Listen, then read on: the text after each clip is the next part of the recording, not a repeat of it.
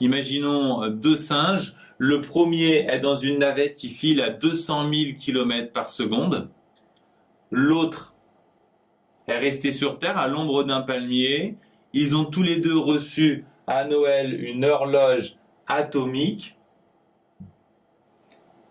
Et on va s'intéresser à la durée d'une chanson écoutée par le singe qui est situé dans la navette.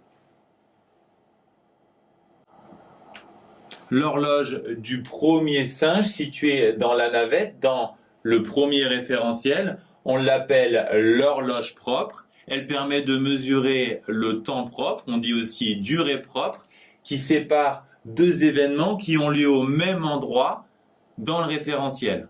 Le début de la chanson a lieu dans la navette, la fin aussi. Ils ont donc bien lieu au même endroit dans le référentiel. L'autre horloge, celle du singe resté sur Terre, donne ce qu'on appelle le temps mesuré.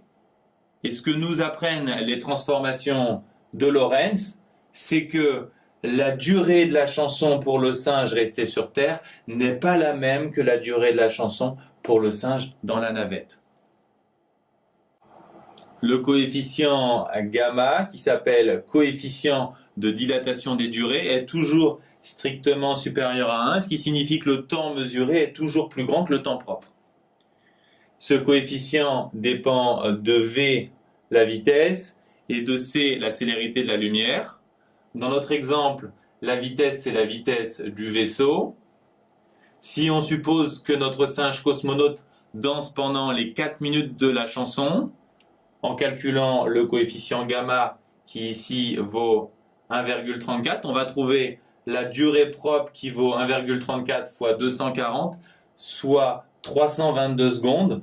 Donc l'autre singe aura l'impression qu'il danse pendant 5 minutes 22. Maintenant, si on suppose que c'est le singe resté sur Terre qui écoute la chanson, pour lui, elle va durer 4 minutes, mais pour l'autre singe, il aura l'impression que le singe resté sur Terre s'éloigne à 200 000 km par seconde, et cette fois, c'est pour lui qu'elle durera 5 minutes 22. Autrement dit, les formules de Lorentz sont symétriques. Conséquence, l'interprétation classique des films de science-fiction qui veut que plus on va vite, plus le temps s'écoule lentement est complètement fausse. Les transformations de Lorentz nous parlent de différences de point de vue pour des observateurs situés dans des référentiels différents. La démonstration de la transformation de Lorentz est à la limite du programme. Sa difficulté, c'est qu'on n'a plus de temps absolu. Le temps, maintenant, est relatif au référentiel. La seule chose qui est absolue, valable dans tout l'univers, c'est la vitesse de la lumière. C'est pour ça que la clé de cette démonstration, c'est de mesurer l'aller-retour d'un rayon de lumière dans un miroir situé dans un référentiel. Et on va regarder la durée de cet aller-retour dans ce référentiel, puis dans un second référentiel. Dans le premier référentiel, le miroir est attaché à la navette, donc le rayon de lumière fait juste un aller-retour. Ici, on suppose que la distance c'est L. Je vous rappelle que bien sûr, on applique la formule V égale D sur T qu'on retourne, donc on a de façon générale, le temps c'est une distance sur une vitesse. Ici, la distance c'est 2L, la vitesse c'est C, donc la durée de l'aller-retour dans ce référentiel c'est 2L sur C. Pour l'autre référentiel, la navette bouge. Le miroir suit la navette. Donc le vaisseau de lumière ne va pas taper le miroir juste au-dessus, mais un peu plus loin. Si on suppose qu'ici le temps est égal à 0 et que le rayon fait l'aller-retour pour un temps t', le rayon va frapper le miroir à mi-parcours, à t' sur 2, et le rayon aura parcouru une distance égale à 2d' ici, et donc le temps mesuré par ce référentiel, si on applique notre formule distance sur vitesse, la distance c'est 2d' sur la vitesse c. Pour trouver d', on va appliquer Pythagore.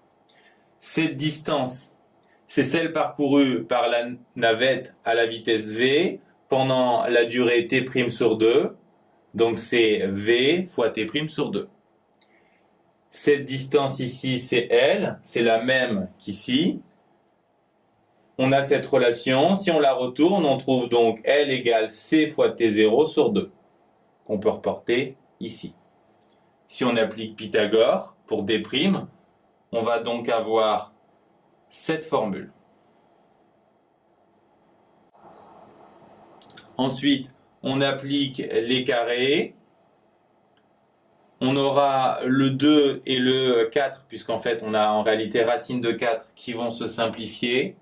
On va passer aussi le C à l'intérieur de la racine, ce qui nous donnera un C carré.